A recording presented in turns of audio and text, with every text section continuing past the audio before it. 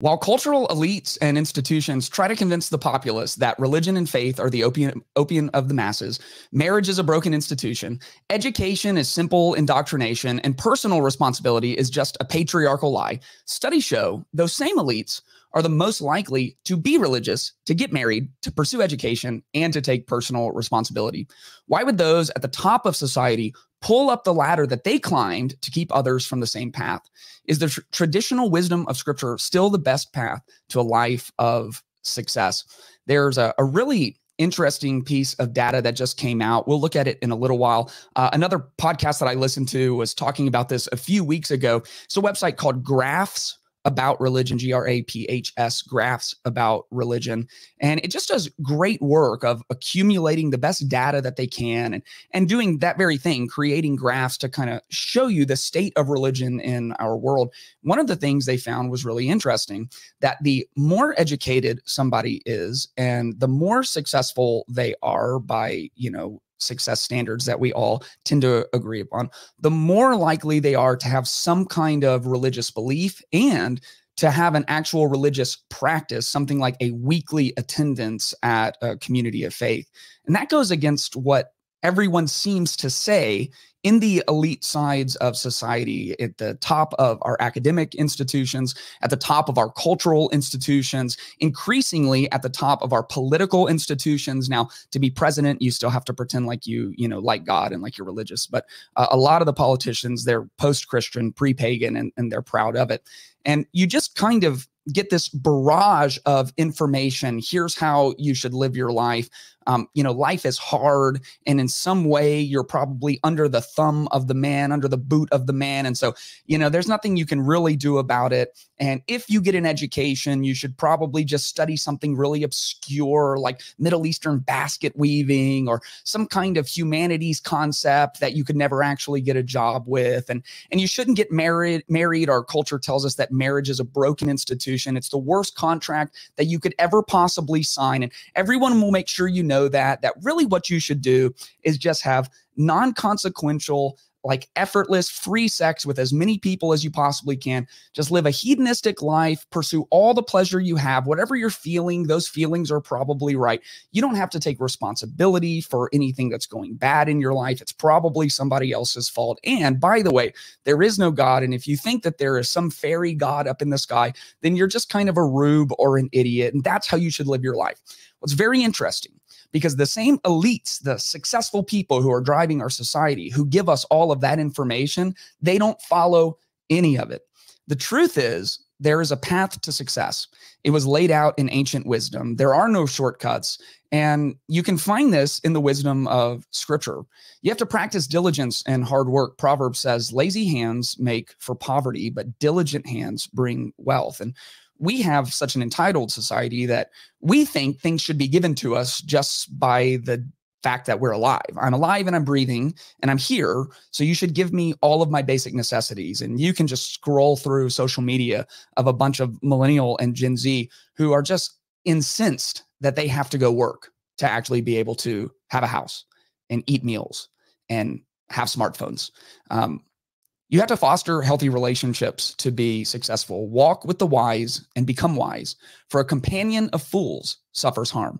You see this a lot in the rap world because the really, really successful rappers have surrounded themselves with really, really successful people, business people, marketing people, people who keep their life online. And yet, what they are marketing to the people behind them who aspire to that same kind of success is, man, you got to find your clique. You got to join a gang. You got to resort to violence. Well, that's not how you make it uber successful. So they've climbed the ladder and they know the path forward, but they've pulled up the ladder behind them and are giving terrible advice.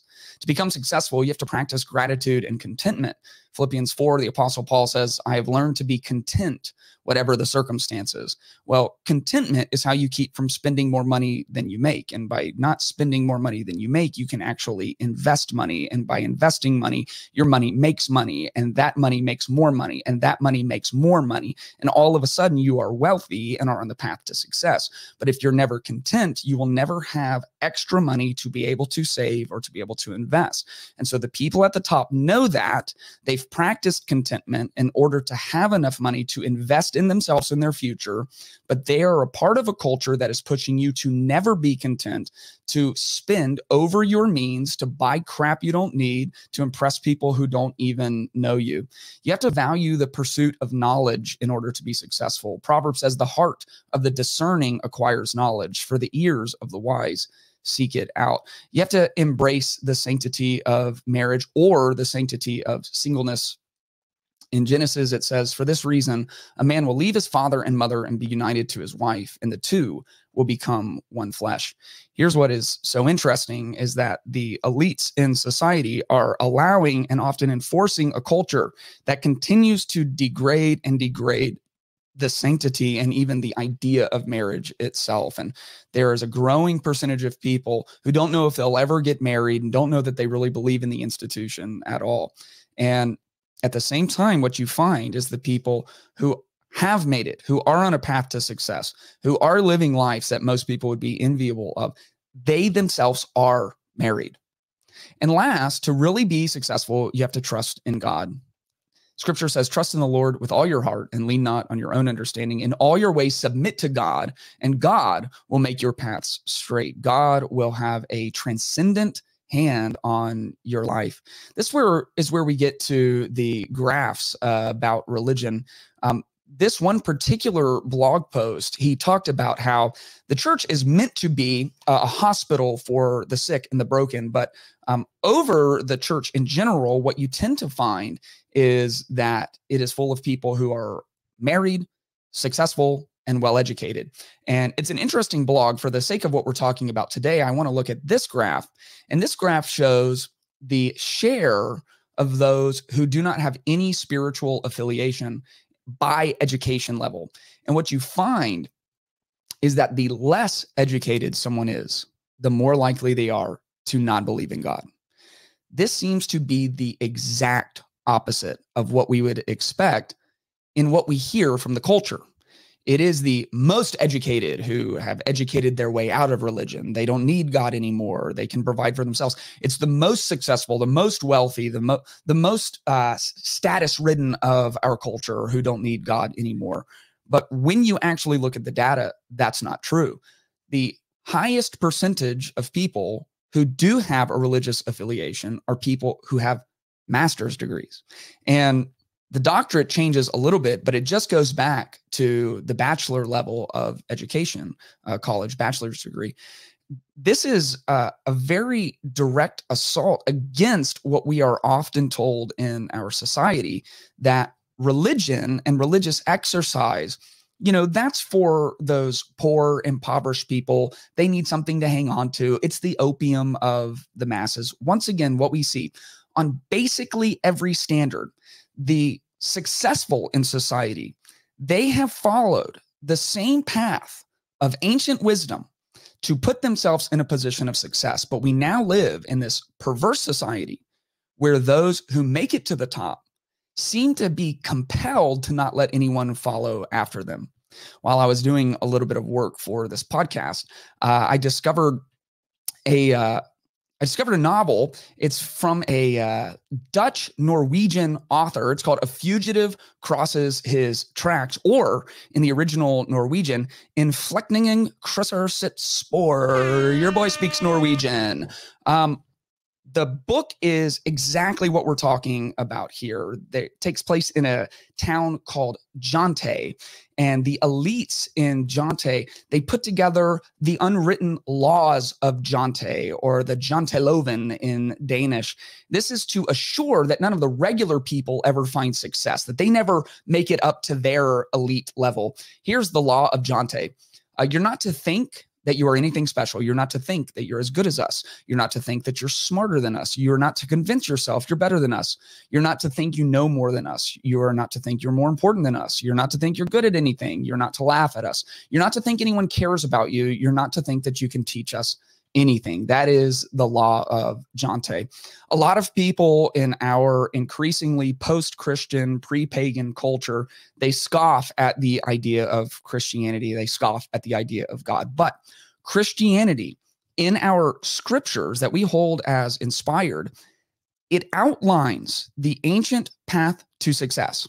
How to be successful with your finances, how to pursue knowledge, how to surround yourself with the right people, how to engage in a proper marriage that will lead to the success of a relationship, how to have a family, how to parent. It lays it all out for you. And Christianity and the scripture that undergirds Christianity, it is dead set on the promotion of success for its adherents. There is no sense where the people at the top of Christianity are pulling up the ladder that they climbed in order to keep anybody else from achieving that. As a matter of fact, the greatest mark of success is how many people you can bring along with you. In your place of work, the greatest mark of success is not how much power you can hoard for yourself. It's how much power you can share with the people around you that you are empowering to also take on leadership roles. Success that is shared is true success, and success that is hoarded is not success at all. And interestingly, in the culture who is becoming so anti-Christian and so against the idea of God, that's the very culture where the levers of success are being hidden and obfuscated from the rest of society. The elites preaching a gospel of success that will only lead to misery, depression, and anxiety, while they themselves climbed the appropriate ladder and are hell-bent on making sure that you never do.